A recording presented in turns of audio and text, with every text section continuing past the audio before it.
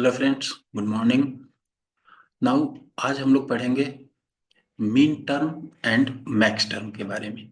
Mean term और max term क्या है? एक्चुअली बुलियन फंक्शन को डिनोट करने का या दिखाने के दो फॉर्म है, एक मीन टर्म और मैक्स टर्म। दोनों का यूज करके हम लोग बुलियन किसी भी बुलियन फंक्शन को शो करते हैं। इनका जरूरत हम लोग को आगे एसओपी फॉर्म और पीओएस फॉर्म में पढ़ने वाला है, प्लस के मैप वगैरह बनाएंगे तो उसमें थोड़ा मिन टर्म और मैक्स टर्म का जरूरत पड़ सकता है। नाउ तो पहले हम लोग देखते हैं कि ये मिन टर्म और मैक्स टर्म होता क्या है, और फिर देखेंगे उनका यूज कैसे करते हैं हम लोग, या फिर बुलियन फंक्शन को कैसे बनाते हैं मिन टर्म और मैक्स टर्म में। तो एक्चुअली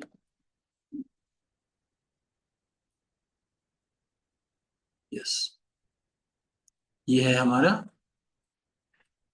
देखो, मेनली होता क्या है कि दो तरीके हैं हम लोगों को किसी भी बुलियन फंक्शन को दिखाने के लिए। उन्हीं को हम लोग min term canonical form and max term canonical form कहते हैं। तो बेसिकली ये कैनोनिकल फॉर्म क्या है? फॉर्म भी दो तरह के होते हैं, एक कैनोनिकल और फिर एक स्टैंडर्ड। तो उनके बारे में भी बाद में हम लोग डिस्कस करेंगे। एक है लिटरल। लिटरल क्या होता है? बेसिकली लिटरल क्या है कि जब भी हम किसी बुलियन वेरिएबल को इंक्लूड करते हैं या जब भी हम शो करेंगे तो बुलियन वेरिएबल ही चाहिए। अब बुलियन, कोई भी बुलियन वेरिएबल हो वो अपने दो फॉर्म में रह सकता है, या तो नॉर्मल फॉर्म में या फिर उनके कंप्लीमेंट के फॉर्म में। जैसे अगर ए होगा, सपोज बी होगा, तो या तो बी हो सकता है या फिर बी का कंप्लीमेंट हो सकता है। तो बी हो या बी का कंप्लीमेंट हो, दोनों को ही हम लोग लिटरल कहते हैं। तो आइदर बी हो या बी का कंप्लीमेंट हो, या कोई भी वेरिएबल हो ए का कंप्लीमेंट हो, तो उनको हम लोग बुलियन लिटरल कहते हैं। तो ये लिटरल चूंकि हर जगह यूज पड़ेगा। नाउ अब वन बाय वन हम लोग देखते हैं कि ये मीन टर्म होता क्या है। सी, मीन टर्म का मतलब क्या है? जब भी हम किसी दो लिटरल, जैसे दो लिटरल का अगर प्रोडक्ट बनाते हैं तो उसे हम लोग मीन टर्म कहते हैं। बेसिकली मीन टर्म का डेफिनेशन ही यही है कि the product of all literal. तो प्रोडक्ट ऑफ ऑल लिटरल का मतलब क्या हुआ? जो भी लिटरल है हमारे, या तो कंप्लीमेंट होंगे या विदाउट कंप्लीमेंट होंगे, is known as min term. तो अगर उनका प्रोडक्ट होगा तो इसे हम लोग मीन टर्म कहते हैं। जैसे फॉर एग्जांपल, मीन टर्म में मान लो अगर दो वेरिएबल है, एक ए और एक बी, तो ए डॉट बी लिखते हैं, ये मीन टर्म हुआ। ए डॉट बी का नोट या ए बी नोट, या ए नोट बी या ए नोट बी, तो ये हमारा मीन टर्म हुआ। या फिर हम लोग ए नोट बी नोट भी लिख सकते हैं, वो भी हमारा मीन टर्म हुआ। अब मीन टर्म के जो वैल्यूज बनाए जाते हैं, वो वैल्यूज कैसे बनाए जाते हैं? तो using variable values we can write the min term as. देखो, जनरली क्या होता है कि कोई भी, if the variable value is one, we will take the variable without its complement. जो भी वेरिएबल होते हैं, अगर उन वेरिएबल का वैल्यू वन है तो हम लोग उसे विदाउट कॉम्प्लीमेंट लिखते हैं, और अगर उस वेरिएबल का वैल्यू जीरो है तो विथ कॉम्प्लीमेंट लिखते हैं, जैसा कि हम लोगों ने सर्किट बनाते वक्त देखा था। मीन्स अगर कोई वेरिएबल में कॉम्प्लीमेंट नहीं है, अगर किसी वेरिएबल का वैल्यू वन है तो कॉम्प्लीमेंट नहीं है उसमें। अगर किसी वेरिएबल का वैल्यू जीरो है, दैट मीन्स कि उसमें कॉम्प्लीमेंट लगा हुआ है।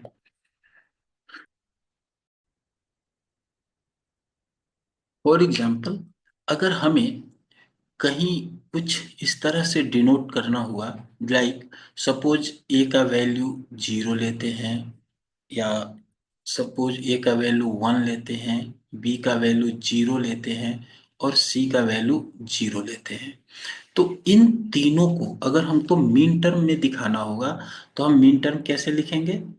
ए बी नॉट सी नॉट। चूंकि यहाँ पर ए का वैल्यू 1 है तो 1 बिना कंप्लीमेंट के होगा, बी का वैल्यू 0 है तो बी नॉट होगा, सी का वैल्यू भी 0 है तो सी नॉट होगा। इस तरीके से हम लोग मिन टर्म में लिखते हैं। और चूंकि तीनों वेरिएबल का प्रोडक्ट रहेगा, यही मिन टर्म का मेन डिफिनीशन है, डिफिनीशन में ही हम लोगों ने देखा है प्रोडक्ट, तो इसलिए इन तीनों को मल्टीप्लाई करेंगे तो हमको मिन टर्म निकलेगा। नाउ हम लोग देखते हैं कि नाउ हम लोग देखते हैं कि मीन टर्म को शॉर्टकट में या इसके नोटेशन में डिनोट कैसे करते हैं, मीन टर्म को एक्चुअली डिनोट कैसे करते हैं, एक एग्जांपल से समझते हैं। इसके कुछ रूल्स होते हैं, पहले आप एक बार रूल्स देख लो और फिर हम लोग उसके एक एग्जांपल से समझते हैं। Okay, now short hand notation for mean term. Mean term का शॉर्ट हैंड नोटेशन क्या होता है, शॉर्ट हैंड में इसे हम लोग कैसे लिखते हैं? तो सिंपली हम जानते हैं कि मीन टर्म में कोई भी वेरिएबल का प्रोडक्ट अपीयर होता है, उसके प्रोडक्ट को लिखा जाता है मीन टर्म में। बट इसको मीन टर्म में दर्शाने के कुछ स्टेप्स हैं, उन स्टेप्स को फॉलो करना होगा। पहला स्टेप क्या है हमारा? In the first step we will write the term consisting of all the variable.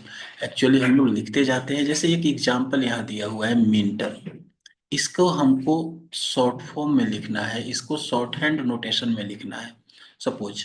तो हम क्या करेंगे, सबसे पहले लिखेंगे मीन टर्म। हमारा मीन टर्म कितना है? Min term equal to A B not C not, ये हमारा मीन टर्म है। Now next we will write zero in the place of all complement variable such as a naught और a naught। मतलब जितने भी variable इसमें not वाले हैं उनके सामने, ये पहला स्टेप हो गया कि हमने मिन टर्म लिख लिया।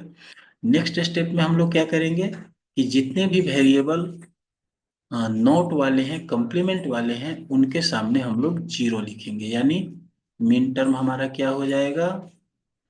ए कंप्लीमेंट वाला नहीं है तो ए को हम एज इट इज छोड़ देंगे, और बी कंप्लीमेंट वाला है तो इसे जीरो लिखेंगे इसकी जगह पे, सी भी कंप्लीमेंट वाला है तो इसकी जगह पे भी हम जीरो लिखेंगे। नाउ थर्ड स्टेप क्या है? We will write one in place of all non complement variable such as A और बी। यानी कोई भी वेरिएबल हो जिसमें वन आया हो, जिस जहां भी कंप्लीमेंट नहीं हो, नॉन कंप्लीमेंट वेरिएबल हो, तो उनकी जगह पे हम लोग वन लिखेंगे। यानी थर्ड स्टेप में हम क्या लिखेंगे? मेन टर्म इक्वल टू, जैसे ए बचा है हमारा जो कि बिना कंप्लीमेंट के है, तो इसकी जगह वन लिखेंगे और zero zero as it is. ये हम अभी मिन टर्म तैयार कर रहे हैं, अभी फाइनल नहीं हुआ है। Now now we will find the decimal number of the binary formed from the above step. तो ऊपर के स्टेप्स को करने से जो वैल्यू हमको मिला, इस वैल्यू का डेसिमल फाइंड करेंगे। तो हमको डेसिमल वैल्यू क्या मिला? मिन टर्म यहाँ पे हमको क्या मिला? डेसिमल वैल्यू क्या मिला? सॉरी, मिन टर्म हमको मिल गया इसका 4। 100 क्या होता है? 4 होता है। Now in the end we will write the decimal number as a subscript of letter M. Min term को बेसिकली स्मॉल एम से डिनोट किया जाता है। मीन टर्म को कैसे डिनोट करते हैं? स्मॉल एम से। तो नेक्स्ट स्टेप यानी फाइनल स्टेप में हम लोग क्या लिखेंगे? Min term equal to M और सबस्क्रिप्ट में 4। ये हो गया हमारा सॉल्यूशन इस एग्जाम्पल का। ठीक है। नाउ अब हम लोग देखते हैं मैक्स टर्म। मैक्स टर्म कैसे काम करता है? नाउ हम लोग देखते हैं मैक्स टर्म। सॉरी, पहले इसको खत्म करो। यस, नाउ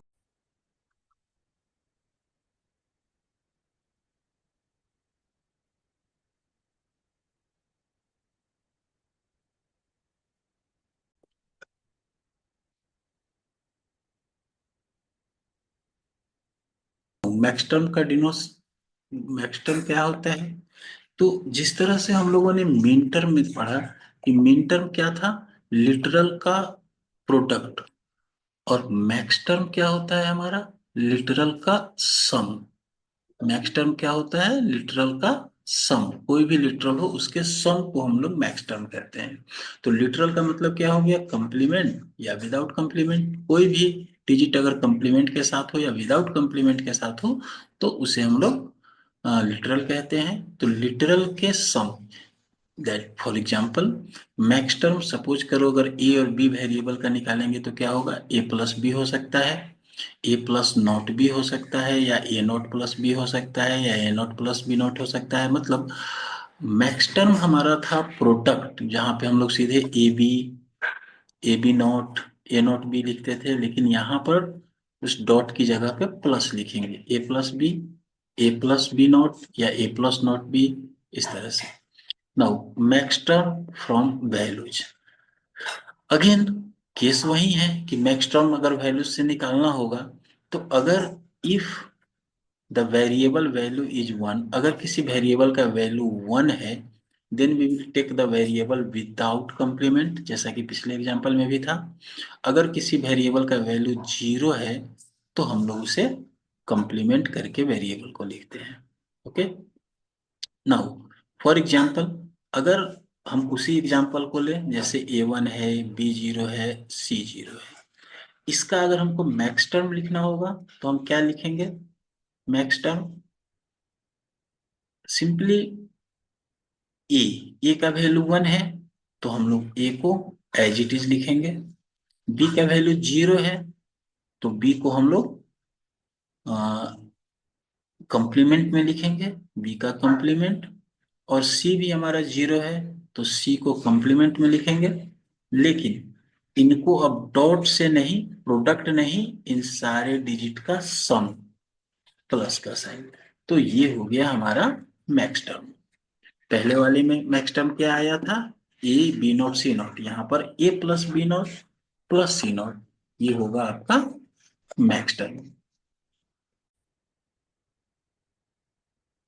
नाउ हम लोग देखते हैं short term notation of max term. Max term को कैसे डिनोट किया जाता है, तो इसके लिए भी सेम पहले भी हम लोगों ने देखा है। जैसे सिंपली मैक्स टर्म का short hand notation, short hand notation for max term. Max term को शॉर्ट हैंड नोटेशन कैसे होता है, तो अगेन यहाँ पे एग्जाम्पल है हमारे पास, max term A B not, A plus B not plus C not.